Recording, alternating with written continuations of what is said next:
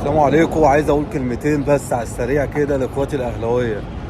احنا لو اتعاملنا مع بعض في كوره فاحنا كلنا هنكره بعض، محدش هيطيق التاني. بمعنى انت ليك راي وانا ليا راي، لازم احنا الاتنين نحترم الراي ده. هتقل ادبك هقل ادبي، واصلك انا مش شيخ وانت برضه مش شيخ، فانا مش بايعها عشان اسيب شتيمه امي، وانت مش بايعها عشان تقبل شتيمه امك. فتحترم نفسك وانا احترم نفسي ونحترموا بعضينا، والحياه يعني تبقى ماشيه عادي. كل واحد ليه راي يقوله.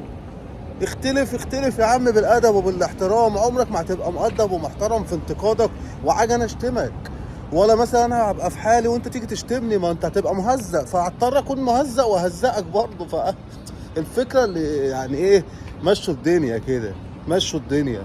هو في انقسام داير، في اللي موافق في اللي مش موافق، ده ليه رأي وده ليه رأي وده ليه في الاخر كلها ايه، اهلاويه، كلها بتحب النادي الاهلي.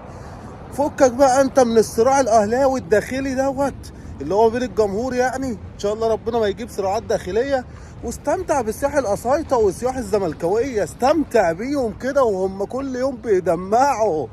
اشرب الدموع بتاعهم في كوبايات كده وبلع كده يعني ايه، استلذ حسها وهو بيعيط قدامك كده واحد زملكاوي، حسه طبطب عليه واشرب الدموع بتاعته، حسه كده. صباحكم فل او مساءكم فل.